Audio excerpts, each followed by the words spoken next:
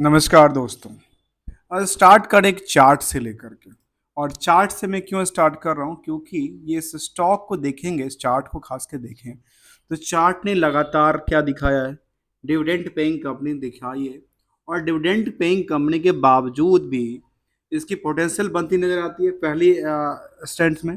उसके बाद ये देखने को मिलती है कि लगातार स्टॉक में हमेशा ऊपरी सतह पे कारोबार किया है। जब भी जिन्होंने लिया होगा उसका मार्केट वैल्यूएशंस लगातार बढ़ती नजर आई। लेकिन कुछ दिन पहले से देखने को ये मिला कि स्टॉक में एक लंबी गिरावट आई थी। लंबी गिरावट के बाद मार्केट, लंबी गिरावट कहाँ पे आई थी, मार्च में आई थी नियर अबाउट। अब मार्च के बाद एक जो गिरावट थी जून में, उस गिरावट उतनी लेवल पे नहीं रही जिस लेवल पे मार्च में आई थी। इतना मार्केट में ये पोटेंशियल बनती नजर आती है कि यहाँ पे जैसे ही चार्ट को देखें तो चार्ट में ये क्या निकल के आती है, एक सस्टेन करती नजर आती है मार्केट के आसपास। जब कोई स्टॉक एक लगातार सेम वे सेम रेंज में कई दिनों तक ट्रेड करती नजर आए, अर्थात वहां पे कुछ बड़ी मोमेंटल होने की चांसेस ऐसा बनती नजर आती है। तो चलिए आज इसी के स्टॉक के बारे में जानने वाले हैं। ये इंफ्रास्ट्रक्चर्स प्रोजेक्ट है जिसका नाम है IRB इंफ्रा प्रोजेक्ट करके है, इंफ्रास्ट्रक्चर्स डेवलपर्स हैं।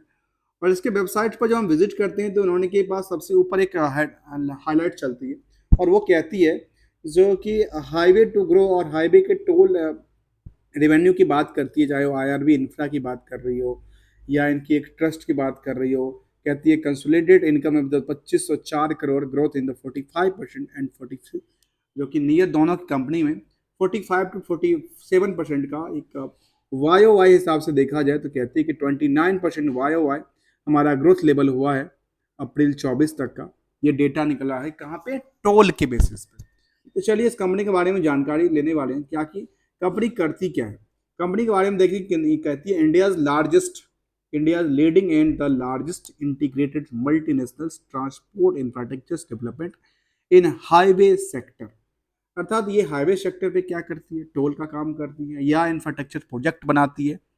तो इसके बारे में जानने वाले हैं। इसके बाद ढेर सारे सर्टिफिकेशन की बात करती नजर आती है कंपनी। तो इनके पास क्या प्रोजेक्ट है, एक नज़र डालेंगे प्रोजेक्ट, क्योंकि किसी भी स्टॉक को, स्टॉक मार्केट की कंपनी को समझने के लिए पहले उसकी क्या जरूरी है जानना, उस कंपनी के बारे में जानना जरूरी है। तो कहती है कंपनी हमारे पास क्या प्रोजेक्ट है। तो प्रोजेक्ट के तौर पे देखा गया कि हाईवे इंफ्रास्ट्रक्चर प्रोजेक्ट में यहाँ पे ढेर सारा प्रोजेक्ट का नाम इन्होंने दे रखा है। जैसे एयरपोर्ट इंफ्रास्ट्रक्चर की प्रोजेक्ट की बात करती है।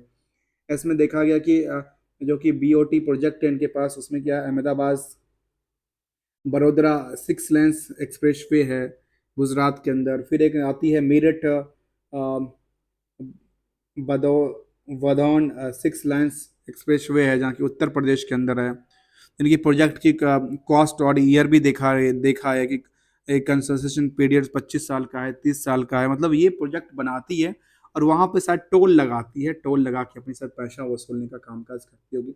इसके बाद यहाँ पे देखने का BOT और TOT प्रोजेक्ट जो प्राइवेट इन्वेस्टर्स के तौर पे थे। एक कैताल पर राजस्थान फ्लोर लेनिंग्स प्रोजेक्ट है। तब ढेर सारा प्रोजेक्ट है। इसके बाद ये देखा जा सकता है इनके पास प्रोजेक्ट की फिलहाल कोई कमी नहीं है। और सबके प्रोजेक्ट देखने को ये आती है, यहाँ पे क्या आती है, यहाँ पे एक ही प्रोजेक्ट ऐसा देखने को मिला जहाँ पे कहती है अंडर कंस्ट्रक्शन है, बाकी सारे के सारे प्रोजेक्ट कहती है हमारा प्रोजेक्ट ऑपरेशनल प्रोजेक्ट है।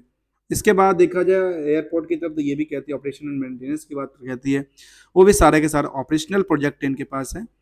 अंदर कंस्ट्रक्शन वाले प्रोजेक्ट में कुछ और है, MSAM प्रोजेक्ट है जिसमें कि 8 lines Gandeva Ena package 7 stretch on upcomings Vadodara Mumbai expressway है, जो कि इनका अंडर कंस्ट्रक्शन प्रोजेक्ट देखने को मिला। मतलब कुछ अंडर कंस्ट्रक्शन प्रोजेक्ट है, कुछ कंप्लीटेड प्रोजेक्ट है। तो चलिए थोड़ा सा पार्ट्स को लेने का प्रयास करते हैं इसको स्टॉक की मार्केट की तरफ, जो स्टॉक मार्केट के प्रति क्या कहना चाहते हैं। तो देखा जाए तो 5 साल में इस स्टॉक में नियरली करीब 642% का जंप मिला है। और ये मैं नहीं कह रहा हूँ, ये यहाँ पे जो डेटा निकल के आती है वही कहता है। ये तो स्टॉक की परफॉर्मेंस की बात करती थी, क्या उसके बाद भी पोटेंशियल बनी नजर आई या इतना ही 5 सालों में था। एक साल में 155%, 6 महीने में करीब 48% के आसपास, एक महीने में गिरावट रही, क्योंकि ये मार्केट में क्या हुआ, मार्केट देखेंगे तो मार्केट में एक यहाँ से लेकर के यहाँ तक एक गिरावट का माहौल था। उसके बाद फिर 5 दिन का क्या चार्ट कहती है, 5 दिन के चार्ट में देखने को ये मिलता है जो स्टॉक ने अच्छा 3% जंप किया और आज भी थोड़ा सा इसने एक एवरेज बनाती हुई नजर आई। देखा स्टॉक की प्राइस बहुत बड़ा नहीं है, 60 से लेकर के 70 के रेंज में ही शायद ट्रेड करता नजर आता है। इसको देखा जाए, जैसे हमने कहा कि इसका डे रेंज और ईयर रेंज की बात करें तो पूरे साल में 25 रुपये से लेकर के अब 78 रुपये तक का इसका रेंज रहा, और जो कि गिरावट में और चढ़ती हुई, अर्थात ये स्टॉक की जो फिलहाल रेंज से देखा जाए, ये लगती है जो स्टॉक ऊपरी सतह से थोड़ा सा गिरा है, ऐसा नहीं लगता कि निचली सतह से लोअर टच को लोअर साइड को टच करते हुए ऊपर चला, ऐसा देखने को नजर नहीं आती, अर्थात ऊपरी सतह में कामकाज करती है। तो चलिए जानने के प्रयास करते हैं, जहाँ कंपनी के पी की बात करती है करीब 68 के आसपास, तो क्या है इसका पी और बाकी सारे इन्फॉर्मेशन। तो 68 रुपये के बारे में बात करूँ तो 68 रुपये को पहले काट देता हूँ, क्योंकि ये 3 फैक्टर से बना है, फंडामेंटल, टेक्निकल और सेंटिमेंटल। इन तीनों को ऐड ऑन करेंगे तो निकल के आती है मार्केट की प्राइस, क्योंकि ये मार्केट में ट्रेंडिंग जो ट्रेडिंग होता है ना, ट्रेडिंग तीनों एस्पेक्ट को लेके होता है। तो फंडामेंटल की चीज़ों को बेस कंपनी के जो कंपनी ने बिजनेस किया उसके बेसिस पे देखा जाता है, टेक्निकल चार्ट के बेसिस पे देखा जाता है, और सेंटिमेंटल क्या देखा जाता है, जो कि मार्केट में न्यूज़, कुछ ऐसे आर्टिकल्स, कुछ ऐसे खबरें, जैसे जैसे पॉलिसीज जिसके कंपनी को कुछ इफेक्ट हो सकता है, कंपनी को कुछ नुकसान हो सकता है, कंपनी कुछ हिट कर सकती है, इसके बेसिस पे कामकाज करती है। कंपनी के बारे में एक नज़र डालते हैं, उससे बात चलेंगे। तो कहती है RBI infrastructure limited is infrastructure project developments and the construction company, it is India's extensive experience in the low road and the highway sector. तो छोड़िए इतना पे हम बंद करते हैं, हो इस पर रिपेयरिंग मेंटेनेंस और ये सारा काम काज फ्री होगी। तो इसका बुक वैल्यू क्या कहता है, करीब 22 रुपये का। इनका इंट्रेंसिक वैल्यू कहता है उससे कम है, अर्थात इनकी जो एसेट्स है वो थोड़ा सा कम है, जिसका वैश है 20 रुपये का। अब जहाँ पे हम नजर डालते हैं ना, जो पीई क्या कहता है किसी स्टॉक का, पीई एक दर्शाता है कि स्टॉक में महंगाई देखने को मिलती है या कमजोरी देखने को मिलती है। तो ये महंगाई या फिर अच्छी पोटेंशियल बनती नजर आती है, ये इसका हिसाब से देखें तो कहती है 68 का पी है।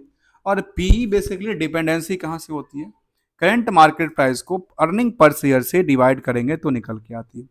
यदि अर्निंग पर शेयर बहुत ज़्यादा परफॉर्मेंस करता है तो ऑब्वियसली क्या होता है, उसके हिसाब से क्या मार्केट पोटेंशियल बढ़ती नजर आती है, कम नजर आती है, वो देखने वाली बात होती है। तो यहाँ पे ये देखने को मिला कि यहाँ पे जितने शेयर हैं, 604 करोड़ का शेयर है, वो 1 रुपये का इनका अर्निंग पर शेयर है, जबकि इनका फेस वैल्यू भी 1 रुपये का है। मतलब इन दोनों में फेस वैल्यू और अर्निंग पर शेयर में कोई बड़ा गेम देखने को नहीं मिलती है, मतलब सेम एज है, कुछ बड़ी मोमेंटल देखने को नहीं मिलता। लेकिन इसकी वजह से जो मार्केट पोटेंशियल है, ये मार्केट पोटेंशियल को दर्शाता है कौन, ये तो आपकी जो हिस्टोरिकल डेटा है वही दर्शाता है ना। अब इंडस्ट्रियल के पी कहते हैं 23 के आसपास, जहाँ पे सारे के सारे इंडस्ट्रियल के पी कहते हैं 23 एवरेज, तो वहाँ पे इसका क्या है, कितना गुना, 3 गुना के ज़्यादा है। अर्थात ये मार्केट क्या है, उसका जो 68 रुपये के प्राइस है वो भी कितना है, 3 टाइम्स इंक्रूज एक्स्ट्रा है, अर्थात ओवर वेटेज है। तो क्या लगता है ओवर वेटेज की बात। तो चलिए, ये बेसिकली डिपेंड करता है कहाँ पे, मार्केट की पोटेंशियल को लेकर के। पोटेंशियल कहाँ पे, बिजनेस क्या होने वाली है, क्या उनके पास ऑर्डर होने वाला है, मार्केट उसी के ऊपर दौड़ती नजर आती है। कंप्लीटली इसको देखा जाए तो इंडस्ट्री के पी 23 के आसपास आती है, और यहाँ पे डेट टू इक्विटी काफ़ी ज़्यादा है, 1.36 के आसपास है, और करंट रेशियो भी उससे थोड़ा सा कम 1.24 के आसपास है। जो आर है, आर 9% के आसपास, आर कहती है करीब 4.47, और डिविडेंड का ट्रैक रिकॉर्ड थोड़ा सा है, डिविडेंड रियल है 0.44% का। इसके बाद एक नज़र डालते हैं इसकी डेटर्स को पार्ट को लेकर के, जहाँ पे हम कंप्लीटली ये चेक करने का प्रयास करेंगे कि बैलेंस शीट और पीएल में क्या कुछ ऐसा है। तो यहाँ पे देखा गया कि सेल्स के बेसिस पे जो डेटर्स था वो 10% का देखने को मिला है। प्रॉफिट के बेसिस पे डेटर को देखें तो 25% है, मार्केट में उतना बड़ा नहीं फंसा पड़ा है पैसा, और नियरली 1 महीने 1.5 महीने में पैसा दे देता, तो चलिए ये भी एक अच्छी नज़र आती है। अब आते हैं पीयर्स में, आखिर पीयर्स में इनकी जो पी है वो क्यों ज़्यादा निकल के आती है और बाकी सबका जो एवरेज है वो क्यों ऐसा कम है, क्योंकि उसमें सबसे पोटेंशियल ज़्यादा किसकी बनती नजर आती है। तो यहाँ पे देखा जाए, यदि केवल हम पी के आंकलन से देखें तो केवल पी के आंकलन से किसी स्टॉक को आंकलन नहीं किया जा सकता, क्योंकि क्योंकि मैं इसका एक्सेप्शनल रिक्वेस्ट लेता हूँ, क्योंकि मार्केट के पोटेंशियल उस हिसाब से सेक्टर को देखना पड़ेगा। जहाँ पे 23 कहती है और रेल विकास निगम कहती है 86, जबकि ये सबसे ज़्यादा मार्केट में, आज के टाइम में सबसे ज़्यादा मार्केट में सबसे ज़्यादा पोटेंशियल लेके आती है। रेलवे से रिलेटेड कामकाज करती है, रेल विकास निगम को काम करना ही है, इसकी स्टॉक तो बढ़ना ही है ना, उसका प्रॉफिट भी बढ़ना ही है। तो चलिए क्या कहती है इसके बारे में। तो ये कहती है सबसे जो एवरेज कम से कम KNR 13 के आसपास, PNC 14 के आसपास, और उसके बाद निकलती है GR इंफ्रा 15 के आसपास। और इसका जो लाइन नंबर आइटम है, जिसमें एक बात और करें, इरकॉन की बात करूँ तो इरकॉन भी करीब 32 के आसपास है, जो कि गवर्नमेंट की, एक दो गवर्नमेंट की कंपनियां देखने को मिलता है। अब यहाँ पे देखें तो यहाँ पे RV इन्फ्रा का कितना 67 क्या था, मतलब ये शो नहीं करता जो स्टॉक में आखिर ये क्या है। स्टॉक में ये भी देखना चाहिए नंबर ऑफ शेयर और प्रॉफिट को कंपेयर करना चाहिए, आखिर मार्केट कैप क्या कहता है इसके बारे में। जो जितनी बड़ी कंपनियों को उनके पास ऑर्डर ज़्यादा मिलेगा, उनका ऑर्डर मिलेगा, तो मार्केट उनके पीछे दौड़ती नजर आएगी, यही पोजीशन बनती नजर आती है। तो इसमें ये कहा जा सकता है जो PE के रेशियो के हिसाब से कंप्लीटली इसको नहीं देखा जा सकता, ना कि डेटर्स के रेशियो के हिसाब से देखा जा सकता, क्योंकि बड़े बड़े अलग अलग फैक्टर्स होते हैं इसको लेकर। अभी तक आपने चैनल को सब्सक्राइब नहीं किया तो चैनल को सब्सक्राइब कीजिए, बेल आइकन को दबाइए, और इसी तरह के कंप्लीट वाले वीडियो देखने के लिए बने रहिए, जहाँ पे हम क्या करते हैं, ना कोई आपको रिकमेंडेशन देते हैं, ना कोई एडवाइजरी देते हैं, ओनली ऑन लर्निंग के लिए हम बनाते हैं स्टोरी। अब ये कहती है कंपनी, जो लेटेस्ट अपडेट आया 10 का, यहाँ पे वॉल्यूम क्या हुआ, 12 गुना बढ़ गया इनकी मार्केट में। और टोल रिवेन्यू की बात जून में करती नजर आई, जो कि टोल पे कामकाज करती है, तो टोल रिवेन्यू की क्या बात करती है कंपनी, जो कि इनके वेबसाइट्स पे फिलहाल चल रहा था, इसके बारे में एक नज़र डाल लेते हैं, क्योंकि इसको कहते हैं सेंटिमेंटल। और ये डेटा कब आया था, अभी आया था, कब आया था, 5:12 पे अपलोड हुआ है। तो ये एक टॉपिक बनती नजर आती है, यदि इसका टोल रिवेन्यू बढ़ती नजर आएगी तो फिर अगले ट्रेडिंग सेशन में ये क्या लगता है, ये दौड़ती नजर आएगी, क्योंकि इनका रिवेन्यू मॉडल ये लगेगा तो अच्छा, इनका रिवेन्यू तो काफ़ी बढ़ती नजर आती है। तो चलिए, इसके अंदर कहा कि एक प्रेस रिलीज इन्होंने कंडक्ट किया, और अभी कहा कि toll revenue for the June 24 के लिए कहा कि मंथ ऑफ द जून में हमारा क्या है, for subsidy and the joint ventures entities of the company, जो कि कामकाज करती है इस प्रोजेक्ट वाइज के लिए करके। तो उन्होंने कहा कि हमारे पास जितने भी प्रोजेक्ट हैं, जो है कहती है toll collections increase 35% on YOY basis. Clear, इन्होंने क्या कहा, 35% टोल इंक्रीज कर गया, अर्थात पता है क्या हुआ, जो भी हाईवे पे कामकाज है, अर्थात वहाँ पे गाड़ी का, चाहे वो छोटी गाड़ी हो बड़ी गाड़ी, उनका आवाजाही ज़्यादा हो गई, इसलिए तो रेवेन्यू बढ़ा ना, या फिर महंगाई तो बढ़ा नहीं, इसको भी आकलन करेंगे। तो 35% इनका क्या हुआ, YOY revenue collection include, collection बढ़ा। इसमें से इन्होंने कहा कि हमारा जो 23 में था और 24 में था, उसमें जहाँ पे होल्डली ऑन सब्सिडी काम करती है, MP एक्सप्रेसवे पे, RBI Ahmedabad Vadodara super expressway पे, यहाँ पे देखने 1449 करोड़ के कितना मिलियंस में ना, 144 करोड़, 60 करोड़, 33 करोड़ उदयपुर टोलवे पे देखने को मिला। मतलब ये टोल कलेक्शन का ही कामकाज करती है मोस्टली। हापुड़ के अंदर, फिर Kaithal, Kishangarh, RBI in the ढेर सारा कंपनी, कोटार एक्सप्रेशन। टोटल इनके पास क्या नजर आई, 517 करोड़ का रिवेन्यू बढ़ा, कलेक्शन बढ़ा, किसके बेसिस पे, 2023 में जो था उससे जून वाले जो क्वार्टर था उसमें कितना था, 383 करोड़ का था, वो बढ़ के 517 करोड़ हो जाता है। फिर कहती है project in the NVV S, जो कि SVB has receive the appointed data in the, ये कुछ डेटा निकल के आया। इसके बाद फिर उन्होंने कहा कि हमारा YOY growth of the 32% of the toll revenue of the both entities, दोनों एंटिटीज से हमारा क्या हो रहा है, 32% का है, और जून में टोल रिवेन्यू तो 517 करोड़ अगेंस्ट 383 करोड़ इन 23 में।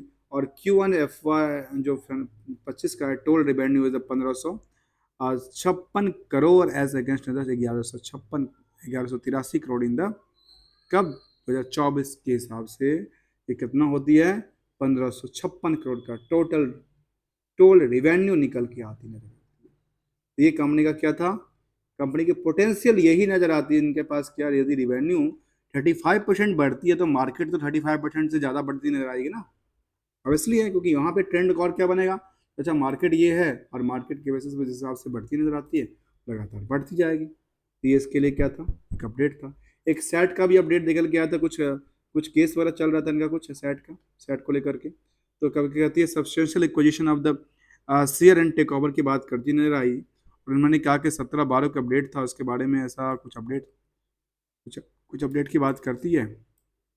तो ऐसा अपडेट के बाद तो जून में नहीं देखने को नहीं मिलती नजर आती, जो कि यहाँ पे एक देखने को मिलती नजर आई थी। अ, और कुछ अपडेट्स देखने को नहीं मिलती नजर आती। चलिए आगे चलने का प्रयास करेंगे कंपनी को लेकर के, आखिर क्या आगे का पोटेंशियल कंपनी को लेकर के। तो चलिए आगे देखें इस कंपनी को लेकर के। तो ये कहती है तो नियर अबाउट जो इसका क्वार्टर और क्वार्टर का डेटा बढ़ा, वो लगातार हमने देखा कि बढ़ गया इस साल इस क्वार्टर के हिसाब से। और यहाँ पे देखा जाए तो यहाँ भी जो डेटा है 24 तक का, मार्च तक का, वो भी डेटा क्वार्टरली लगातार क्या होती है, लगातार बढ़ती नजर आती है। प्रॉफिट पार्ट्स लगातार बढ़ती नजर आती है। इससे पहले का डेटा ईयरली देखूं तो ईयरली डेटा में क्या कहती है, ईयरली डेटा भी काफ़ी इंक्रीज करती नजर आती है, लगातार ही बढ़ती नजर आती है। ऐसे प्रॉफिट को देखें तो प्रॉफिट के बेसिस भी देखें तो करीब 606 करोड़ तक यहाँ पे एक गिरावट था पिछले साल से, लेकिन इस साल लगता है कि उससे ज़्यादा परफॉर्मेंस कर सकता है।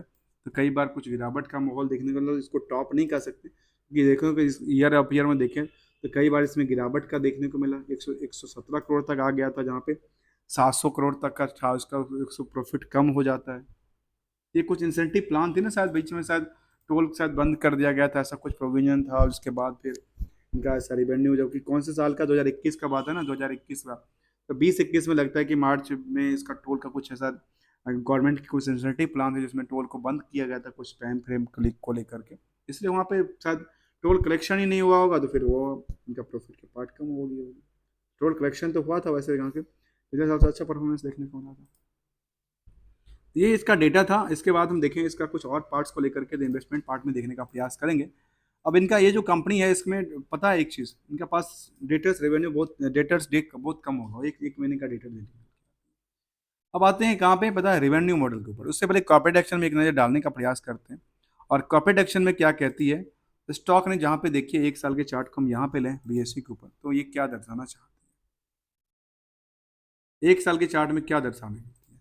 तो लगातार स्टॉक ने क्या किया, लगातार स्टॉक चलती नजर आई, यहाँ से लगातार ही चलती नजर आई और एवरेज भी बनाया। तो एवरेज बनाने के बाद मार्केट कहाँ पे खड़ी है, लगातार मार्केट चलती नजर आती है स्टॉक को लेकर के। इसके बाद कॉर्पोरेट एक्शन में देखें तो यहाँ पे हमने लेटेस्ट अपडेट देखा था, कॉर्पोरेट एक्शन में कुछ ऐसा अपडेट है। तो देखा जाए तो कंपनी का डिविडेंड का कोई ट्रैक रिकॉर्ड उतना ज़्यादा नहीं रहा। सेगमेंट वाइज में ये क्या कहना चाहती है, सेगमेंट वाइज इसका डेटा जो होगा उसके डेटा पे देखा, सेगमेंट वाइज डेटा नहीं है। तो हम इंडस्ट्रियल की यहाँ पे शेयर होल्डिंग पैटर्न पे चलने का प्रयास करें। शेयर होल्डिंग कहती है इसके बारे में, जो प्रमोटर्स हैं वो करीब 34% और 65% के आसपास, 66% जो पब्लिक हैं। इसके बारे में कंपनी क्या क्या सोचती है जो इन्वेस्टमेंट को लेकर के। तो प्रमोटर्स यहाँ पे देखने को मिला कि यहाँ पे जो इनकी प्रमोटर्स हैं, मेन प्रमोटर निका IRB होल्डिंग्स प्राइवेट लिमिटेड है। और इनकी कहाँ कहाँ पे होल्डिंग्स है वो एक बार नजर आ जाए कि कितनी कंपनी इनकी चलती है। इनकी एक ही कंपनी यहाँ पे देखने को मिली। इसके बाद कुछ और इन्फॉर्मेशन, तो IRB होल्डिंग्स प्राइवेट लिमिटेड की कुछ और बातें तो यहाँ पे नहीं निकल के आती है। FI यहाँ पे काफ़ी ज़्यादा है, 47% के आसपास है। DI नहीं है। मतलब सबसे ज़्यादा देखने को ये मिली कि यहाँ पे कौन है, एफ आई मिलती नज़र आई। DI कुछ है नहीं। DI करीब 7% के आसपास देखने को मिला, जिसमें LIC की इंश्योरेंस है, LIC की भूमिका है। क्वांटम्स म्यूचुअल फंड है जिसकी अभी बड़ा चर्चा में चल रहा था।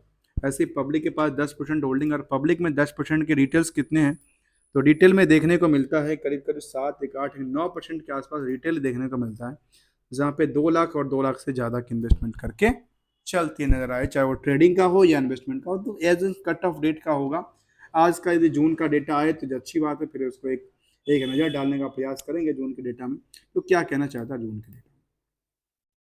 अब यहाँ के पीयर्स क्या कहते हैं इसके बारे में, तो पीयर्स में सबसे बेहतर कौन निकल के आती है जो कि सेम सेक्टर कामकाज करती होंगे, तो आती है Hindustan construction company, ITD सीमेंटेशंस, ES G-sec और IRB इंफ्रा, जो कि स्टैंड लोन डेटा है। यदि इसी को SG infra in the last, ऐसे इसको कंसोलिडेट डेटा की तरफ देखें तो कंसोलिडेट डेटा में आते हैं सोका builders, PNC infra project, Jaiprakash associates, IRB है तो चौथा नंबर की कंपनी है।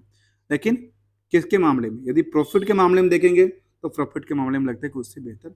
और हम ट्राई करेंगे, इसका एक चार्ट बनाने का प्रयास करेंगे आगे चल करके। इसका चार्ट क्या क्या है, कैसे बनाएं, वो हम एक बार लेके आएंगे। चलिए आगे आगे क्या कहते हैं इस कंपनी के बारे में, जहाँ पे हमने इसका एवरेज मूविंग को बात करने की जरूरत है नहीं, क्योंकि लगातार क्या है चार्ट में ये लगती है जो फिलहाल ये सस्टेन करती है। अर्थात क्यों करती है, इसी को लेकर सस्टेन करती थी। अब जैसे मार्केट में इसका क्या हुआ, इस तरह के अपडेट आया कि रेवेन्यू में 35% का वाई जंप करती नजर आती है, तो फिर मार्केट पता है ना 35% के अलावा 5-10% तो जंप कर ही जाएगा मार्केट, ऐसा लगता है। दोस्तों कोई रिकमेंडेशन नहीं किसी स्टॉक को लेकर। एज ऑन टाइम फ्रेम हमने देखा कि कंफर्मेशन इसका एज पर परसेंटेज क्या कहती है, और उन्होंने कहा कि हमारा जो IRB infra share price RBI infra सहित में 3 शेयर शॉर्ट टर्म्स मोटा पड़तावा, कुछ ऐसा लिखा गया, कुछ अलग लैंग्वेज के अंदर, ये कुछ महाराष्ट्रम लैंग्वेज है। अब यहाँ पे देखें एक चीज़ को, तो यहाँ पे एनुअल रिटर्न में देखें तो एनुअल रिटर्न क्या कहती है, वाई हिसाब से 15% का जंप करती रिवेन्यू है अभी तक, और इस साल भी कहते हैं कि 35% का जंप करती है। तो चलिए अच्छी बात है इन कंपनी के लिए, जो कि इसको देखा जा सकता है एक पोटेंशियल के तौर पे, जो कि लगातार बढ़ती हुई अर्थव्यवस्था में, जो कि इनका भी काम है, और इनका भी काम है NH और कंस्ट्रक्शन से, वो इनका भी काम बढ़ता नजर आ रहा है। दोस्तों वीडियो अच्छा लगा तो लाइक से सब्सक्राइब करना ना भूलना। Thank you so much for joining here दोस्तों।